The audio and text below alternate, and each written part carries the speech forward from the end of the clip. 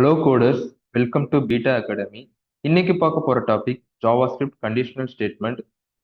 Conditional statement எதுக்காக use பண்றோம் அப்படின்னு பார்த்தீங்கன்னா, ஒரு கண்டிஷன் பேஸ்டு நம்ம என்ன பண்ண முடியும் அப்படின்னு பார்த்தீங்கன்னா, ஸ்டேட்மெண்ட்ஸை பிரிண்ட் பண்ணிக்க முடியும்.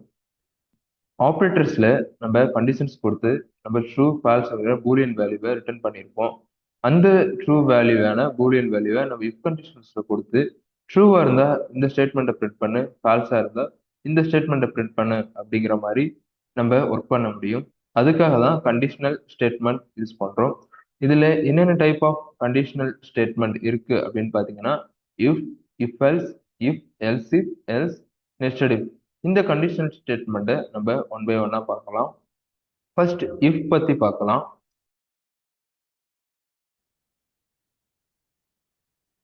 ஏ கிரேட்டர் than ஈக்குவல் 18 கொடுக்குறேன்.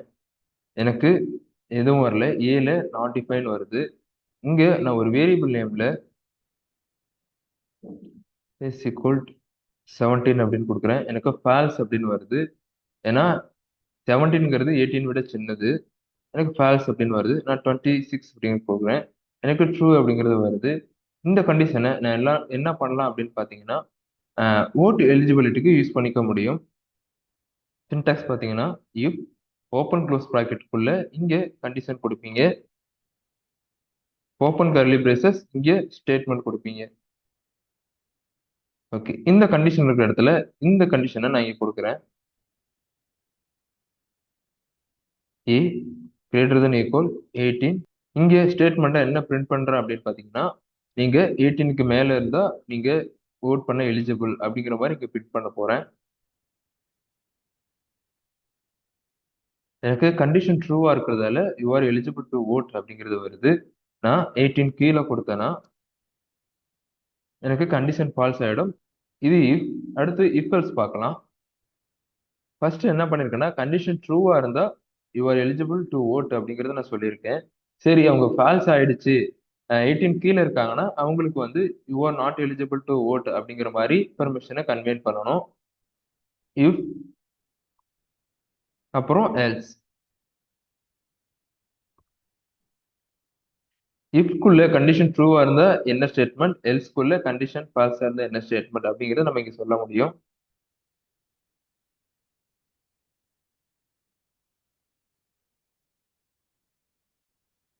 இந்த இஃப் ஸ்டேட்மெண்ட்டை இங்க நான் கமெண்ட் பண்ணிக்கிறேன். இப்போ நான் சேவ் பண்ணனா எனக்கு you are not eligible to vote அப்படிங்கிறது வருது. ஃபர்ஸ்ட் எனக்கு கண்டிஷன் ட்ரூவா இருந்தா you are eligible to vote அப்படிங்கிறது மட்டும் பிரிண்ட் ஆச்சு. ஃபால்ஸ் பார்ட்டுக்கு ஐ மீன் 18 கீழே இருந்தா என்ன பண்ணணும் அப்படின்னு சொல்லல. செகண்டா இஃப் எல்ஸ் நம்ம என்ன பண்றோம் அப்படின்னு பாத்தீங்கன்னா, கண்டிஷன் ட்ரூவா இருந்தா அதுக்கான ஸ்டேட்மெண்ட்டை பிரிண்ட் பண்ணும், கண்டிஷன் ஃபால்ஸா இருந்துச்சுன்னா அதுக்கான ஸ்டேட்மெண்ட்டை பிரிண்ட் பண்ணும். இப்போ 27 அப்படிங்கிறது கொடுக்குறேன். எனக்கு you are eligible to vote அப்படிங்கிறது எனக்கு என்னங்கன்னா அந்த ஸ்டேட்மெண்ட் பிரிண்ட் ஆகுது. இதுதான் if, if else. Next if else if, else பத்தி பார்க்கலாம். இது ஃபர்ஸ்ட் கண்டிஷன் ட்ரூவா இருக்கான்னு செக் பண்ணும். அடுத்தது செகண்ட் கண்டிஷன், தேர்ட் கண்டிஷன். நம்ம எத்தனை கண்டிஷன் கொடுக்குறோமோ அது எல்ஸ் இஃப்ல கொடுப்போம்.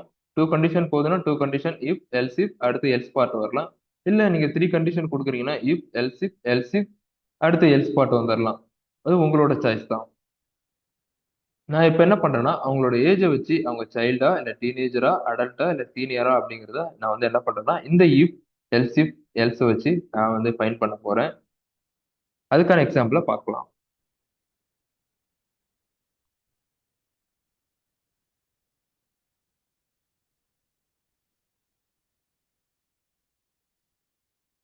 ஃபர்ஸ்ட் அவங்க லெஸ் தென் 13 அப்படிங்கிறத செக் பண்றேன். அவங்க 13க்குள்ள இருந்தாங்கன்னா அவங்க சைல்டு அப்படிங்கிறத இங்க சொல்றேன்.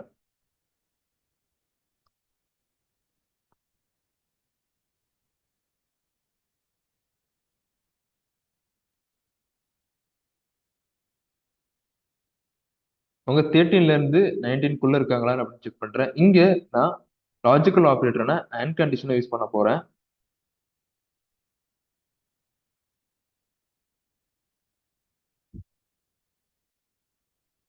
13ல இருந்து 19க்குள்ள இருந்தாங்கன்னா அவங்க என்ன சொல்றேன்னா, நான் டீனேஜர் அப்படிங்கிறத நான் பிரிண்ட் பண்ண போறேன்.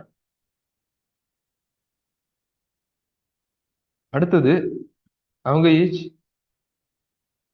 20ல இருந்து 50க்குள்ள இருந்த அடல்ட் அப்படிங்கறத சொல்ல போறேன்.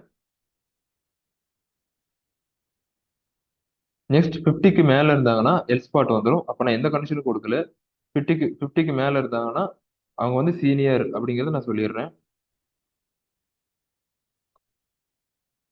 19க்குள்ள இருக்கிறதால அவங்க வந்து டீனேஜர் அப்படிங்கிறது எனக்கு பிரிண்ட் ஆகுது. எனக்கு 13க்குள்ள இருந்தா அவங்க சைல்டு அப்படிங்கிறது எனக்கு பிரிண்ட் ஆகும்.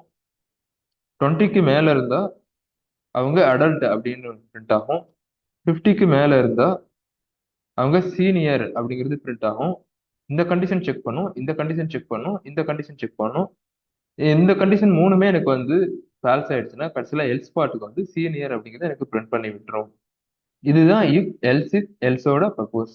நெக்ஸ்ட் டிஃப் பத்தி பார்க்கலாம். ஒரு ஸ்டூடெண்ட் ஒரு சப்ஜெக்ட்ல 45க்கு மேல இருக்கணும், 100க்குள்ள இருக்கணும் அப்படிங்கிற மாதிரி செக் பண்றேன்.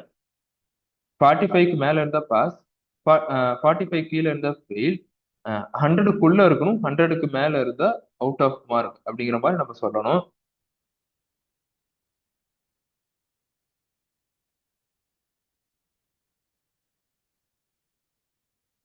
எனக்கு பாஸ் அப்படிங்கிறது வருது. நெக்ஸ்ட்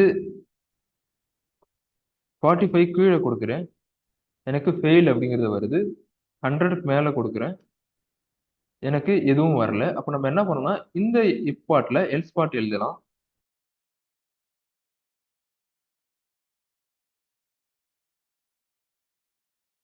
இப்போ எனக்கு 100க்கு மேல இருக்கிறதால அவுட் ஆஃப் மார்க் அப்படிங்கிறத நான் வந்து என்ன பண்றேன்னா பிரிண்ட் பண்றேன். ஒரு இஃப்க்குள்ள நம்ம இன்னொரு இஃப் கொடுக்க முடியும். இதுதான் நெஸ்டட் இஃப். நெக்ஸ்ட் டாபிக்ல லூப் பத்தி பார்க்கலாம். தேங்க்யூ.